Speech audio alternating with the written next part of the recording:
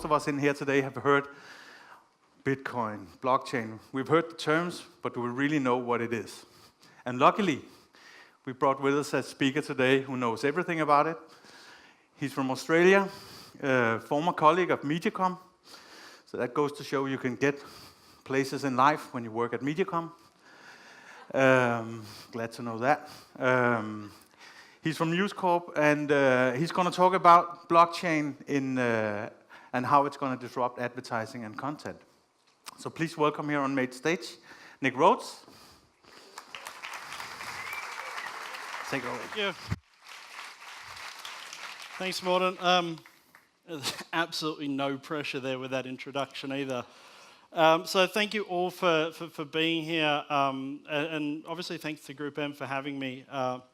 It's a brilliant event that they put on here and that they've put on in Stockholm and in Helsinki. So it's a real pleasure to actually be here.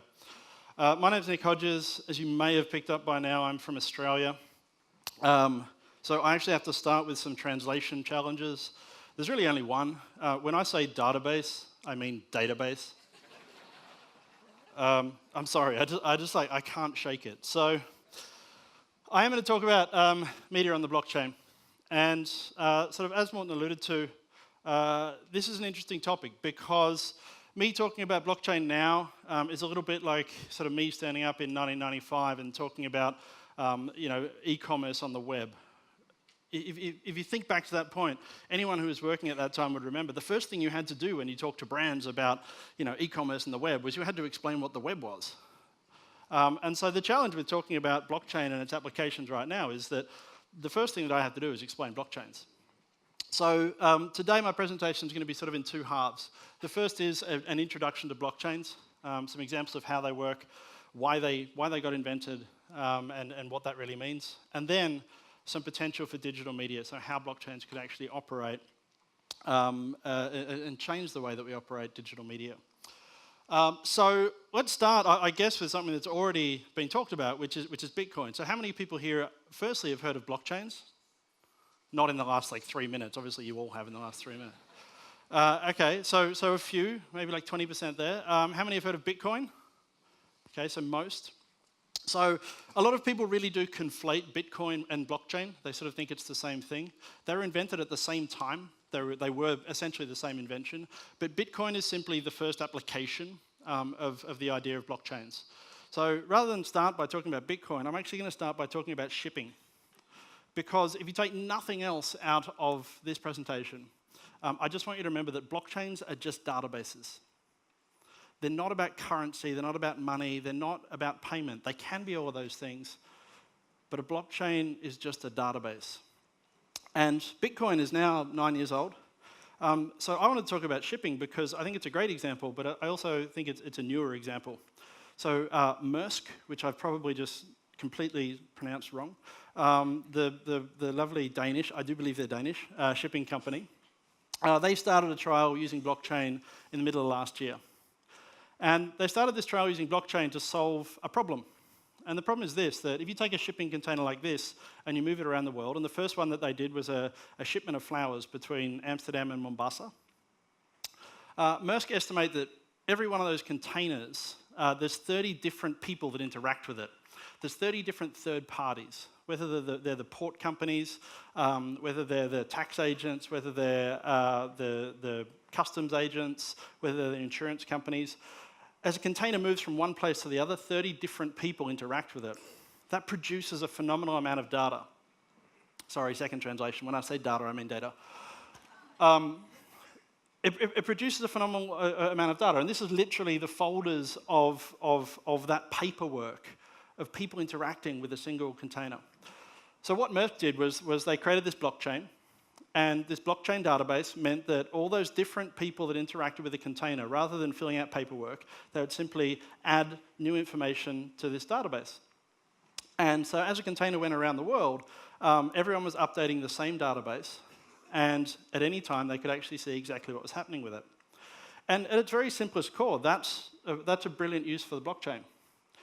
Because it's a database that people can collaborate on, and they can do so securely and with a lot of trust. So now that we've sort of got that really simple example out of the way, I want to step back a bit and talk about how we got to blockchains, how they got invented, because I think it's really important to understand this. And I've already mentioned this a few times, but blockchains are just databases. So to understand how we got to the invention of a blockchain, I want to talk a little bit about the history of databases. So we'll start sort of 4,000 years ago with paper. Paper was a big innovation because before then stone was the only real database. Paper worked really well. Look, businesses ran on paper. It had a few issues. It didn't have very good APIs. You only had one copy of it. And it degraded a lot. But for the most part, for 4,000 years, businesses ran on paper databases. And this is actually a 3,500-year-old bill of sale for a donkey. Along come computers. And so for 4,000 years, nothing happens. Then we get computers. We get mainframe computers, these big things that are in the basements of companies that are run by men in white coats. And what these mainframes did was they took all that data that was on paper and they just put it onto tapes and digital mediums. And what this meant was now, instead of going to a big filing cabinet, people could go down to this basement and ask the nice man in the white coat for the data that they wanted. It also meant that they could start to replicate data. But for the most part, these mainframes just allowed storage of what was once on paper. The big breakthrough in databases came around the 1970s with something called relational databases. And relational databases are the things that most of you who work with databases, anyone who's worked with sort of a CRM system, these are the things that you're familiar with. A relational database allows us to ask questions of data. So a relational database allows us to say, show me the list of customers from Copenhagen who haven't placed an order in the last 6 months. Because there's not actually a database that contains that information. We have to use a relational database to ask about these relations between different pieces of data, and it pops out the answer. So relational databases were a big thing. All that data was still in basements, obviously. It was still operated by men and actually a lot of women in white coats. And it really changed how businesses started working. The next big change was when we got to the networked age. We started having computers in businesses. And these computers were networked into this database. And now men in terrible suits could sit at their computers and use these business applications to query the data that was probably still down in the basement. And this, again, really fundamentally changed how businesses operated. But obviously the thing that's changed businesses more than anything else in our lifetimes is the internet. And what happened when the internet came along was suddenly everyone was networked. And not just everyone, as we've heard a lot today, everything was networked. And we started having all this data, and businesses started to not be able to just use data internally, but they were able to use it with other businesses through APIs. Customers were able to start interacting with us. The only problem was that at this point, the idea of the relational database didn't evolve. We still had what's sort of referred to as this hub and spoke model. We still essentially had data being stored in the basements. The data was being stored in the basements of Visa and MasterCard and companies like Facebook and Google. So even though we live in this amazing networked age, if I want to buy something from your online store, I still have to go through this hub of a payment platform like Visa. And it's not just true of payment. If I want to send you a message on Facebook, I still have to go through this hub of Facebook. So despite the fact that we've had this fundamental shift in how we communicate between each other and between businesses, the way that the data is structured underneath that has not changed at all. And a lot of people thought there was a problem with that. This hub and spoke model does one thing really poorly. It doesn't leverage the power of the internet. That has a couple different outcomes. The first is that the hub owners, the people that own all the data, inevitably start to introduce transaction costs. So if you think about me buying something from your online store and you think about how much Visa or MasterCard or PayPal actually charge simply for the right of my data flowing through their hub, these people, because they own it, they start to introduce transaction costs. Hub and spoke models require trust. They require you to trust me as a payment sort of operator. So it's why I can't start a startup tomorrow that sort of really challenges PayPal, because they have to have this trust. They also create this single point of failure. So we see this every single week, whether it's LinkedIn or Yahoo. As much as these companies think that they can store all this data securely, they can't. There are two types of companies, those that have been hacked and those that don't know they've been hacked. So these are the problems that people saw on the hub and spoke model. And these are problems that people were seeing 30 years ago as the internet was emerging. And so these people started thinking about how you can build a better database. And the fundamental thing they wanted, the fundamental thing that really mirrored what was great about the internet, was this idea of decentralization. The same way the web works, the same way things like your email works, the same way the best parts of the internet work, you want to decentralize it. You want to have data on lots of different computers so you can take out half of the internet and the whole thing still works. The interesting thing about when you start to decentralize a database is that you get other problems.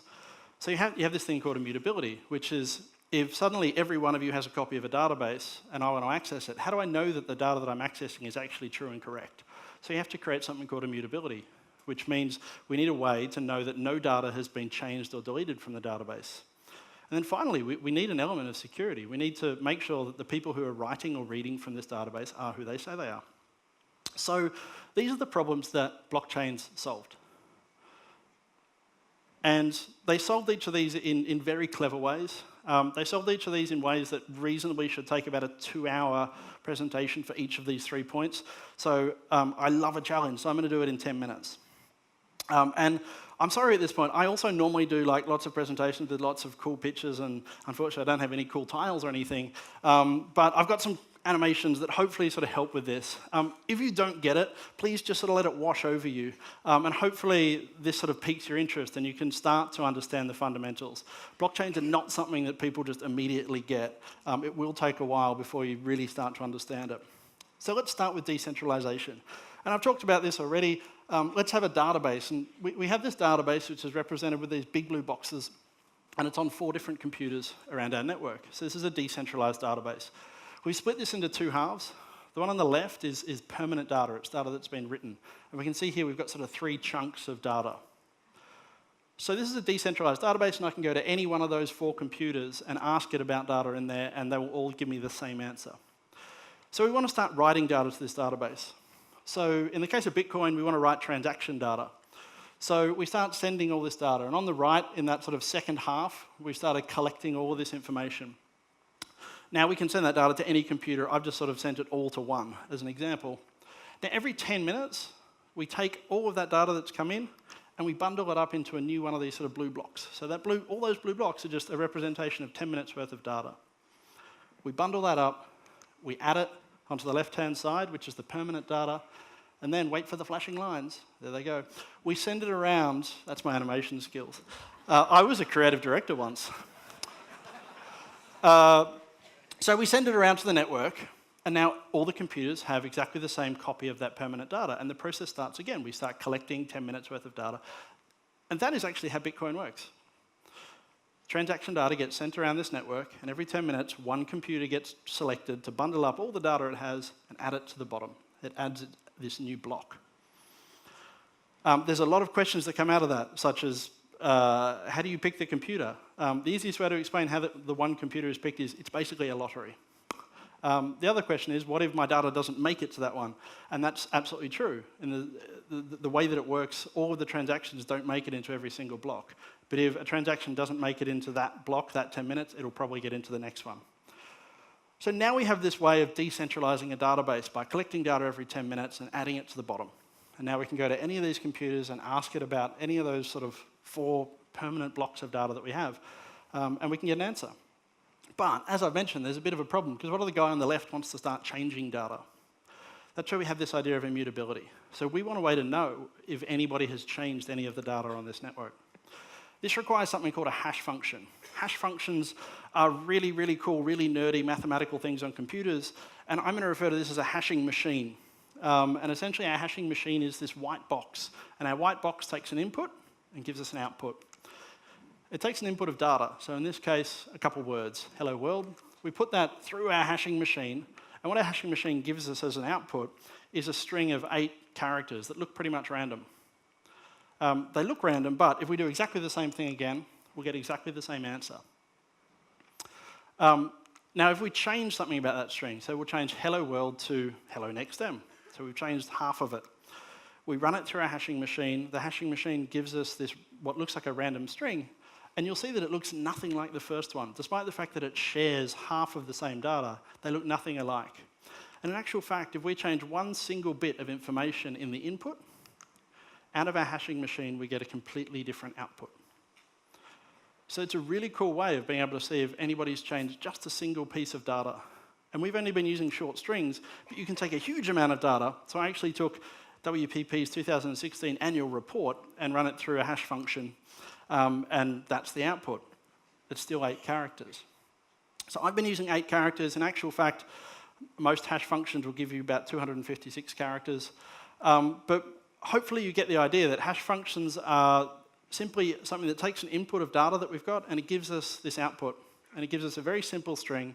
And if anybody changes one little bit of that string, then the whole output will change. So how does this apply to our blockchain? If we think about our blocks of data here, we can hash each one. So there we go. We hash our first one, and we get this output. So that represents all the data in there. And if I change one single bit, or if a bad guy on the network changes one single bit, that will change. And we can hash each of these blocks. And so all we have to do to know that the data that we're looking at is correct and no one's changed it, is check that the hash of that block, if we compute that hash, actually matches up to what it should be. Which causes one interesting challenge, which is how do we know what the hash should be? Because we don't want to go and create a hub. We don't want to create a database of what all those hashes should be, because then we've just sort of defeated the purpose. So this is one of the really cool innovations of blockchains. One of the things that looks really simple in retrospect, but was actually a massive innovation, you just take the hash of the last block and you add it to the start of the next one. So every block has the hash of the last block as its sort of first transaction. And that's the chain part of blockchains. Essentially, every one of these blocks of data is chained together by the fact that the first entry on a new block of data is the hash of the entire last block. So we now have a way of really simply checking and not using a lot of computing power to know if someone has changed data in our database. The third piece is security. If you thought the hashing thing was complex, security's a whole new world. Security on blockchains, on most blockchains, uses something called public key infrastructure. Public key infrastructure, I'm not going to go that much into, except for to say that the simplest way to explain it is that it works on this idea of signatures. And signatures look and act a lot like hashes. But the way signatures work is there are public and private signatures.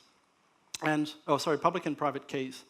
And my private key is a string, again, a bunch of random characters that only I know and only really my computer knows.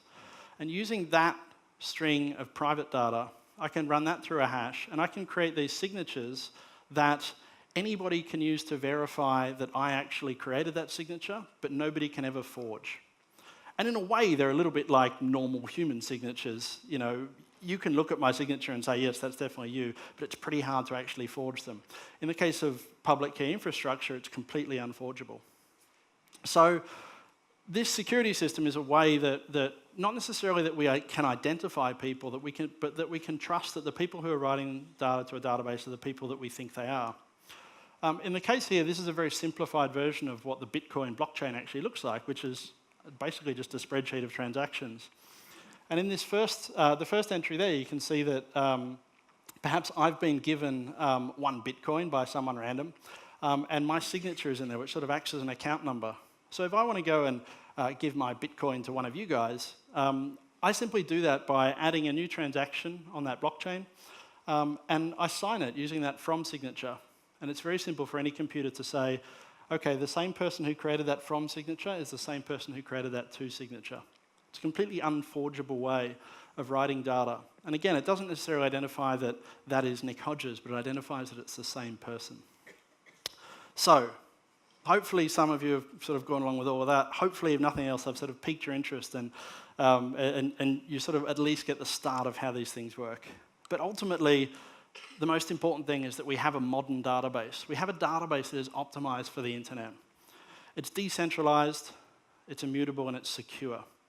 So if we think about our shipping example, decentralization is not necessarily about making this huge publicly available database. Decentralization is as much about collaboration as anything else. So in the case of Maersk, they've got a blockchain that allows all these different customs and tax and insurance and port companies all over the world to interact with it. It's decentralized in the sense that anybody can collaborate and use this database.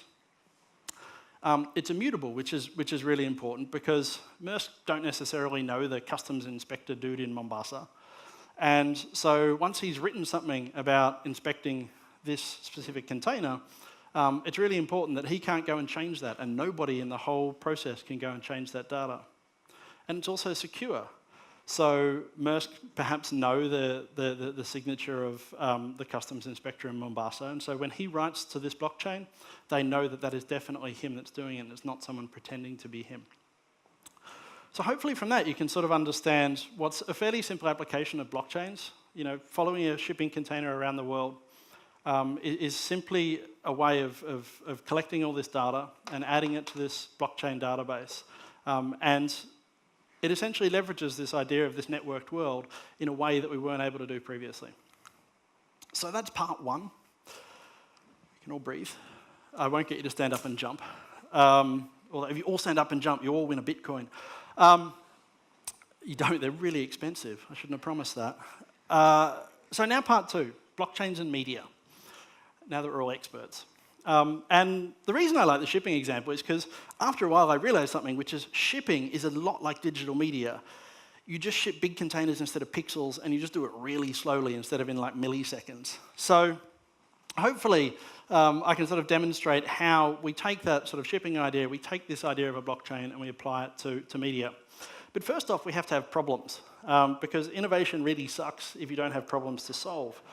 So the three problems that I'm going to talk about today are ones that sort of span everything from media companies to advertising and digital media to the user side.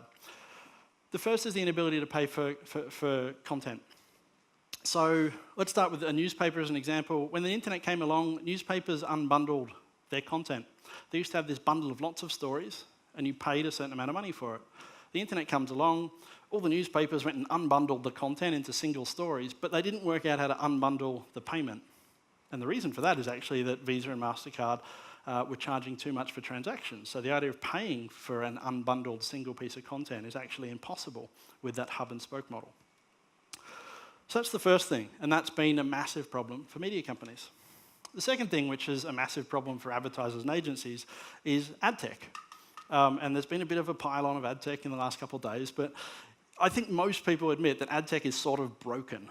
And it's not broken because anybody did anything wrong, it's broken because over the last 20 years we sort of built this thing as it went along. But in that time, the internet has totally changed. And so ad tech now is sort of all this, you know, sticky tape and paper clips and all these sort of stacks being held together. And I don't think that works that well, and I think a lot of people think that doesn't work that well. And the third problem that I'm going to talk about, just briefly, is user data. How users can understand the data that's being used for advertising and how they can have some control of it and how they can have an understanding of the value that it provides. So those three problems, blockchains allow us to have three solutions. The first is micropayments that work. So paying cents or fractions of a cent for a piece of content. And that's where we are using a blockchain for something like currency. The second thing is ad tech that just works better, ad tech that interoperates better and doesn't make things slower and expensive. And the third piece is giving users better control and better visibility of their data. So I've been thinking about this for a while. I actually founded a sort of an organization called Media Blockchain, which is a collection of people across media, startups, agencies, and one university in Australia. And what we're doing is really trying to think about the frameworks and the protocols for media on the blockchain. So it's not a for-profit thing. We're simply just trying to think about how these things work. So all the examples I'm about to show are part of that work that I've been doing in terms of how these things can actually interoperate. And they're sort of simplified versions of those protocols. So let's start with micropayments that work. And if you thought the last animations were cool, just wait for these ones. I'm going to talk about, I'm going to talk about digital media. When I talk about digital media, that can be video, images, sound, newspaper articles, whatever. I'm going to use this sort of news article as an example, but you can imagine how this works for any piece of digital content. Now, I talked earlier about newspapers unbundling content into single stories. The fact is that actually we've gone a bit further than that. Stories are actually then unbundled further into smaller chunks. And when you as a user comes along and you start reading a newspaper article or you start scrolling through Instagram or whatever, you get that first piece of content and then you start scrolling and you ask the server for the next piece of content, scroll, you ask the server for the next piece of content, you scroll. So that's not really breakthrough. I hope nobody is blown away by that and they're like, wow, that was the best presentation. Okay, now we'll get cool. So let's add a blockchain to that server. And if you remember, a blockchain is just a database of things that have happened. So now what happens is, whoa, a car just went past. That was cool. So now, me as a user, I get the first little piece of data and I go, okay, this is really cool. I want the next piece. Instead of just saying to the server, hey, give me the next piece, I say that by doing by sending data to this blockchain. And I'll include a little bit of payment in that. So I'll include a fraction of a cent. I say, hey, I want the second part of this article because I'm continuing to scroll, so it's invisible. I don't have to physically go, yes, pay for this piece. I start scrolling, my device goes, here's a bit of payment for the next piece, send us the next piece. It sends it across. We keep on scrolling, we keep on sending these tiny transactions, and in return, we get the next piece of content. So by the time we get to the bottom of this article, we haven't just paid for the article, we've actually paid for small fractions of it that we've actually looked at. And we've done this on a blockchain in a way that essentially has zero transaction costs.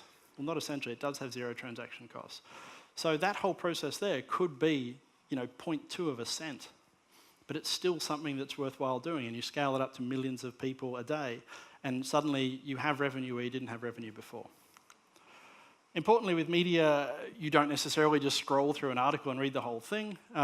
One big flaw of the system is that you just start getting clickbait and you hide the really good stuff down the bottom and people keep on scrolling to get there. We saw this as a problem, so we created this idea of content headers. Content header is in the first piece of content. It tells us how many pieces are in there. It tells us information about each of those chunks. So for instance, if I'm watching a video and I just want to skip to 6 minutes in to the bit where the guy tells me how to sear the duck,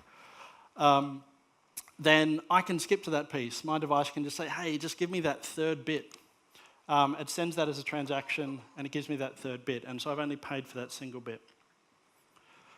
So that's a very simplified version, but hopefully you've seen that. If we take a regular web server, we can simply add a blockchain to that. And at the moment, your devices are already sending messages to these servers saying, hey, give me this bit of content, give me this bit of content. All we've done is we've changed the format of that request into a piece of data that goes into a blockchain. It happens just as quick as a regular web server does. And in actual fact, the way we've started designing this is that it just bolts onto the existing web server, so Nginx and Apache, which is what 99.9% of the web runs on. So we've included this blockchain, and that means that requests can also contain payment and they can contain other data. And we use these idea of content headers so that people know what pieces of content are, and so they can navigate to the ones that they want. So you're not paying for a whole article when you just want one paragraph. So hopefully that gives you an idea about how micropayments can work using a blockchain. Let's sort of ramp it up a bit and let's go ad tech. So we're cool with the content server and the user sort of model of sending these database transactions. Let's add in some ad tech. So we've got our ad server here. So this is pretty much the simplest and really the first ad tech that came about was this idea of ad serving. So here we've got our grey box. That's ad tech, so let's add some ads. So there we are, got some ads. And let's also add a blockchain to this guy. Now we're going to add something on the user side. We're going to add something called ad preferences. And the one piece of ad preferences that we care about right now is the selection that a user can make about how much of their content is paid for by ads. Now at the moment when you go around the internet, pretty much 100% of content that you pay for is paid for by ads. We want to give users control over that. So you have a slider, and I'll show you the slider later, that basically says, I'm happy to pay for 50% of content, and I'm happy for ads to pay for the other 50%. So we think about this model, and we get our first little chunk of content, and we say, okay, this is interesting, I want to read this. And I start scrolling, and my device says, okay, we need the second piece of content here. And the second piece of content costs 1 cent, let's say. It's quite expensive. So what my client does is it sends a transaction, but that transaction only has half a cent worth of value in it. But as I said earlier, we can put other data in that database entry as well. So we can actually put data in there about who I am, about what data might be interesting to an advertiser, and I have control over that data. Now, what the content server does, it says, okay, we have to get half a cent worth of advertising. So it sends some data to our ad server in the form of blockchain data. And it says, hey, I need half a cent worth of ads. Here's what I know about this person. And also, here's what you should know about me. Here's what website I am. Here's what content this person is looking at. So all of that is written into the blockchain on this ad server in data that cannot be changed. And you'll notice that there was no payment in that. We're not sending any money to the ad server. We're simply sending data. The ad server then goes and says, okay, here's an ad that sort of fulfills what you need. It sends the ad across. It also sends, that was a quick one, 2 things happened. It sends the ad across. You now get a little yellow box there. It also sent a new transaction to that content server blockchain. And that said, this is the ad that I've just sent you. Here's the information about the ad, and here's your ½ cent for running this ad. So the content server now has this. It sends this to the user. The user now sees an ad, and they've just paid for half of that piece of content, and advertising is paid for the other half. That took me about 3.5 minutes to explain. That can happen in about 20 milliseconds. Compared to ad tech at the moment, where that sort of a transaction would take somewhere between 150 and 200 milliseconds, using a blockchain-based system for doing that sort of data exchange is phenomenally more efficient.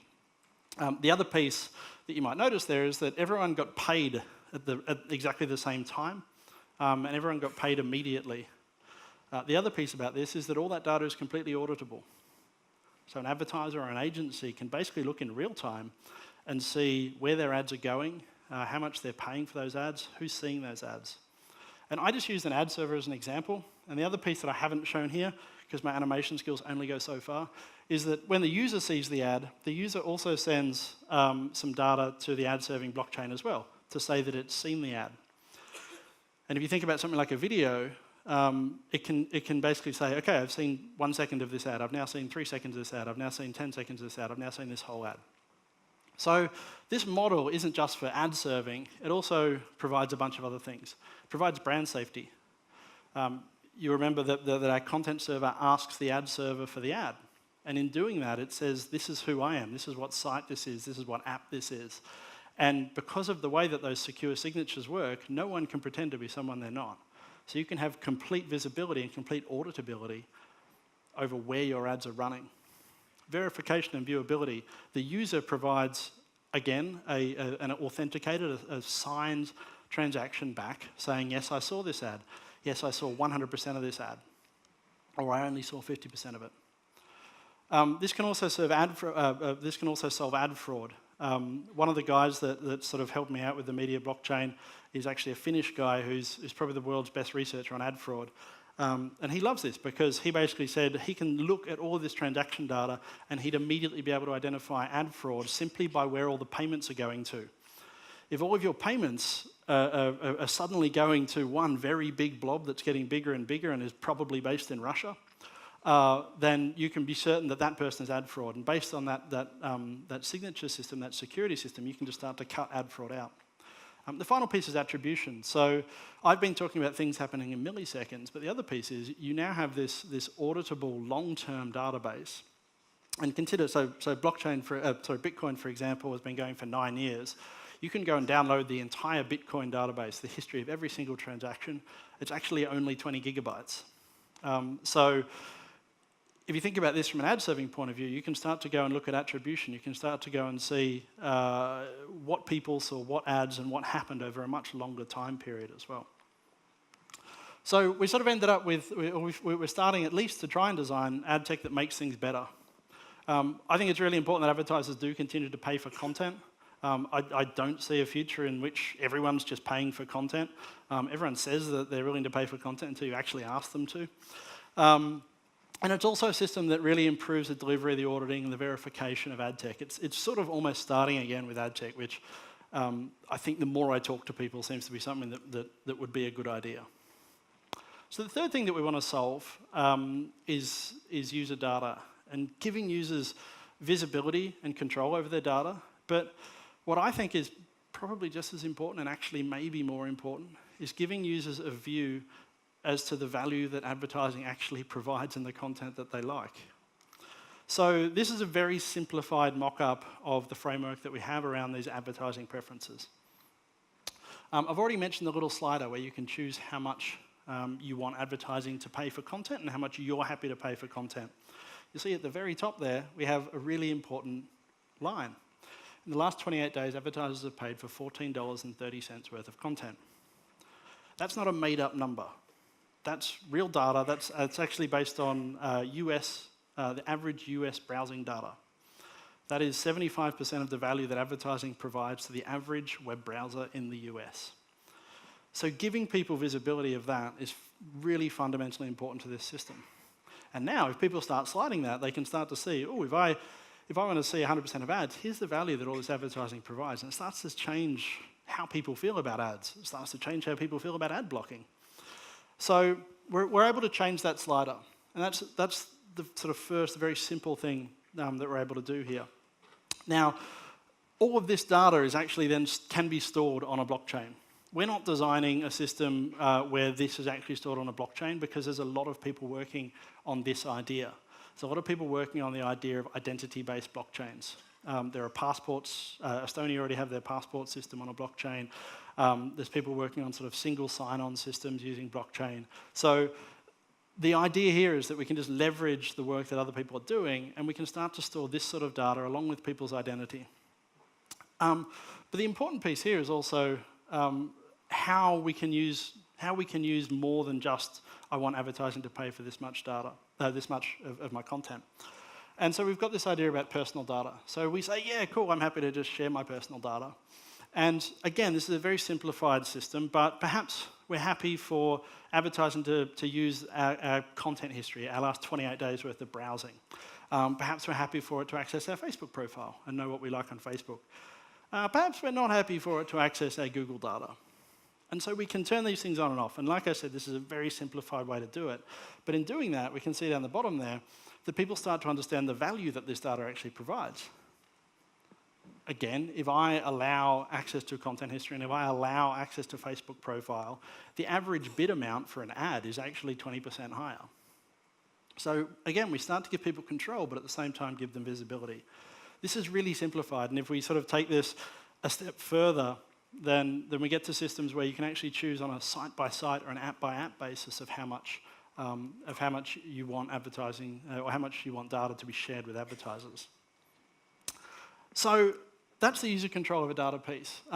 It's one of my favorite pieces. As someone who's sort of worked in every part of this industry, but at the same time has always had this sort of nagging issue of, holy crap, we really just capitalize on everyone's data here. I think it's really important that we get to a point where not only can we give people control over data, but we can make the value that it provides more visible. And I think that's something that's possible here. So hopefully, in the last sort of 20 minutes, you've started to see some of the potential for blockchains in media.